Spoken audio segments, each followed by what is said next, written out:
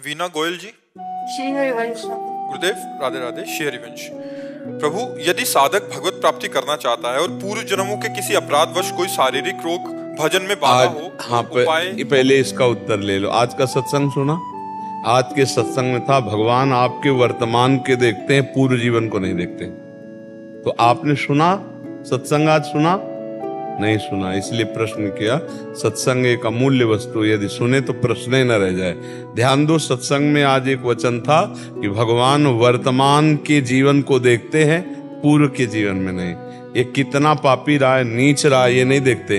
अभी मेरा भगत है, भजन कर रहा है, ये देखते। इसी से कल्याण हो जाता है।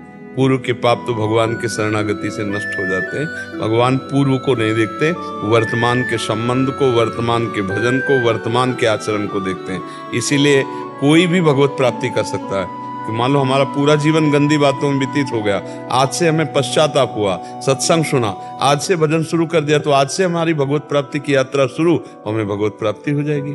क्योंकि आज से हम शुरू किया नाम जप करना, किसी भी श्वास में नाम जप करते हुए शरीर छूटा, भगवान की प्राप्ति हो जाएगी। तो ये आप विश्वास मानो, भगवान वर्तमान के भजन को देखते हैं, पूर्व की बात आज सत्संग में सुना था ना। हाँ, सत्संग अगर ध्यान से सुनो तो काफी प्रश्नों का उत्तर सत्संग में मिल जाएगा। और शारीरिक रोग हो तो महाराज जी भजन में जो बाधा होती है पूर्व के कर्मों के अनुसार, तो उससे मुक्ति करके कैसे? नहीं, शरीर में ज्यादा प्यार करने से परेशानी होती है। 3 बच्चे हैं ना, इसलिए उससे भी मुझे पाप ही लगा होगा। मैंने ये कह रहे हैं कि अभी शारीरिक कष्ट या रोग प्रकाशित हुआ है। हाँ, पर सबका पालन पोषण भगवान करते हैं। मान लो जिनके माता पिता पधार जाते हैं तो उनकी संतानें ऐसा थोड़ी कि बड़ी नहीं होती, उनका पालन पोषण नहीं होता, वो फुटपाथ में आ जाते हैं, ऐसा नहीं। भगवान सबका यथा योग्य कर्म के अनुसार भरण पोषण करते हैं। जितना आपसे बन सके उतना कीजिए, नहीं आप देखिए अपने आप सब होगा। भगवान अपने आप पूरी सृष्टि का पालन पोषण कर रहे हैं। आपके तो 3 बच्चे हैं, भगवान के तो तीनों लोक के बच्चे हैं। सब तीनों लोक का पालन करने वाले स्वामी हैं। तो आप चिंता मत करो, नाम जप करो। और शरीर के दुख सुख तो भोगने पड़ते हैं। जो शरीर रचना के समय दुख सुख लिख गए ना, वो देखो बड़े बड़ों को भोगने पड़ते हैं। तो इसलिए उसकी तरफ से तो ज्यादा मतलब आसक्त ना हो कि हमारा शरीर स्वस्थ हो जाए फिर भजन करें, ऐसा नहीं है।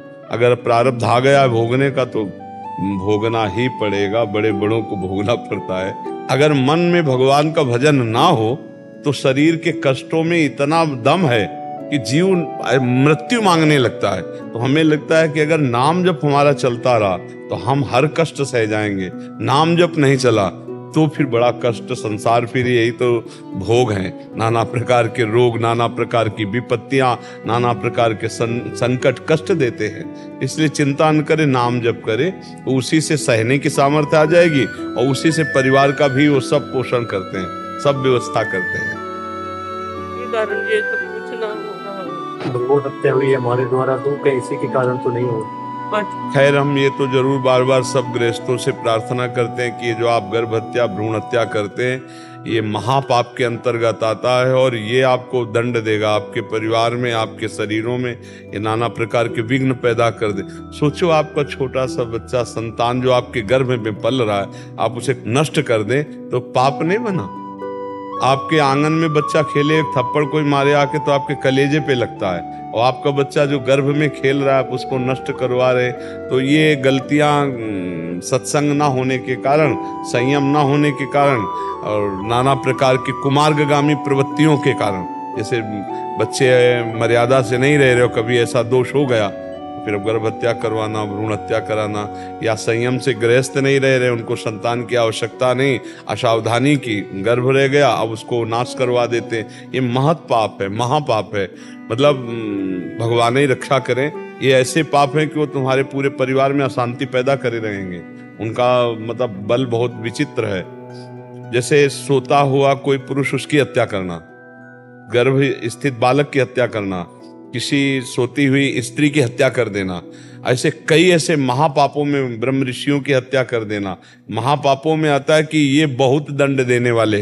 गौ हत्या, ब्रह्म हत्या, ये सब बड़े बड़े पाप हैं। तो भ्रूण हत्या का पाप तो है ही। तो भगवान का भजन करती हो, अगर बन सके तो श्रीमद् भागवत का साप्ताहिकी पाठ करवा ले।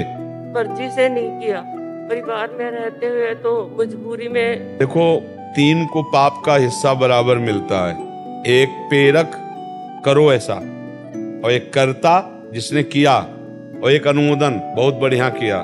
तीनों को बराबर दंड मिलेगा, पाप का बराबर दंड मिलेगा। तो अब ऐसा नहीं है कि कोई हमको प्रेरित करे हम पाप कर्म करें। बहुत सावधानी रखना चाहिए। जीवन निष्पाप भी तो हो सकता है। मान लो आप गृहस्थ में हो तो ऐसी सावधानी रखो कि गर्भ ही ना हो, संयम से रहो। जब आपको बच्चा नहीं चाहिए तो संयम से रहो। अब बेमतलब में आप जीव हत्या करोगे तो फिर उसका दंड तो भोगना पड़ेगा ना। चाहे बाहर आ जाए तो वो बच्चा है, गर्भ में है तो बच्चा है, तो बच्चा है ना। अब उसको मारने का मतलब, उसको ज्यादा पाप लगता है। जैसे बच्चा है, वृद्ध है, सोता हुआ कोई, इनको ज्यादा पाप लगता है। क्योंकि जैसे बच्चा है असमर्थ है, वृद्ध है असमर्थ है, सोता हुआ पुरुष या स्त्री असमर्थ है, आप उस समय मारने का जो तो बहुत बड़ा पाप लगता है। तो ये घर गृहस्थियों में प्रायः ये अपराध तो बन ही जाता है। कोई बिरला ऐसा होगा जो थोड़ा विवेकवान पढ़ा लिखा, तो ऐसे संयम से, ऐसे सावधानी से कि गर्भ ही ना रहे, हमें नहीं चाहिए तो गर्भ ही ना रहे। और अगर फिर रह गया तो भगवान की इच्छा से कोई आएगा, राष्ट्रभक्त आएगा, कोई समाज सेवक आएगा, चाहे बच्ची आए चाहे बच्चा आए, आने दो, क्या परेशानी। और जब ये है कि हमें नहीं चाहिए तो आपको सावधान रहना है। गृहस्थी में सावधान रहो। बहुत से ऐसे उपाय हैं जिनके द्वारा आप सुरक्षित रह सकते हैं, हत्या भी नहीं होगी और आपका गृहस्थ धर्म भी चलेगा। तो अब जो हो गया उसके लिए परेशान मत हो। आप अगर कोई श्रीमद् भागवत का ऐसा मिल जाए, उसको कुछ दक्षिणा दे के 7 दिन भागवत का घर में पाठ करवा लो संस्कृत से। ऐसा जो कोई ब्रह्म ऋषि ब्राह्मण हो, जो शास्त्रों का ज्ञाता हो, उससे करवा लीजिए। शुद्ध अगर पाठ हो जाए तो अपराध मोचन पक्का हो जाता है। पर ये हम कोई पद्धति नहीं बता रहे, हम कह रहे हैं भूल चूक से हो गई या मतलब उस समय ज्ञान नहीं था, तो उसके लिए प्रायश्चित है।